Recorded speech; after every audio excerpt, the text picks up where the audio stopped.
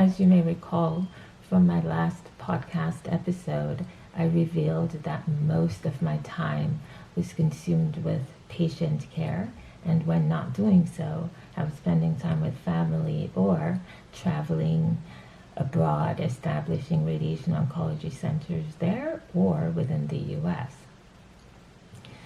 And so this opportunity then required me to establish myself in the social media realm, which for me is a stretch, as in it required me to stretch myself beyond my comfort zone. And as a believer, and if we have believers listening in on this podcast, you know that when God gives you a mission, it often requires you to stretch beyond your comfort zone. What was really interesting to me, however, that prior to this opportunity presenting itself, He laid on my heart this desire to disseminate information, as in not just treat and educate my patients, but there was a strong desire within to spread more tentacles outside of the clinic and spread the message beyond just within the walls of the hospital center that I was practicing in at the time, wherever that was in the country or outside the country. And so when the Bible states that He will give you the desires of your heart, we do tend to think that it means that whatever our desire is, that is what He will grant us. But it's actually meant to be interpreted as He will place His desire in our hearts, so much so that we embrace it ourselves.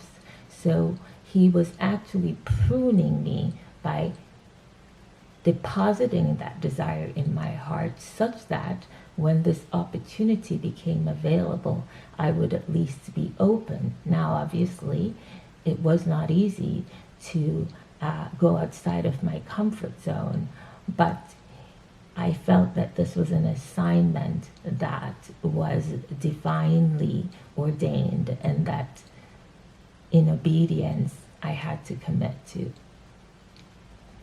So the big C attitudes I discussed in our last podcast was then not only being ascribed to just the patients I saw in clinic, but as you now know, I have co-authored the book in which I discuss the big C attitudes, and I also discussed during my podcast, and will continue to do so. But the other assignment that He placed on my heart is to inspire, edify, and enlighten by revealing the lessons I learned from the adversities in my life. I disclosed in my last podcast that my mom died at an early age. She was 38 and I was 13 going 14, and my brothers were also pretty much teenagers at the time, and they had to take care of me. Obviously, it was less than hopeful, to say the least. One would think that I would have crumbled, and I probably did at times, but I know that He was carrying me the entire time. And so that's one of the experiences that in retrospect and in much processing and assimilation, I believe that He has now tasked me to spread to those who may be in a time in their life where they need to be encouraged by someone who has had such a similar experience. Eventually, about a year or less than a year later, I was sent to live with my great aunt, who did not allow me to grieve at all, which in retrospect was actually a good thing, because she did not want me to just be focused on grieving, but to actually continue on with life. So I grieved, yes. I cried a lot, but I was not allowed to just shrink. And that was the best thing for me at the time. But if that was not enough, approximately a year thereafter, we were on our way to church, and I met in an accident around River Road. If you're listening from Jamaica, you all know the dangers of River Road. And unfortunately, may they rest in peace, my cousins, Nicole, Claudia, and Andrea died. And somehow I survived, along with Enric Hunt and Stacia. Now, I was unconscious the entire time.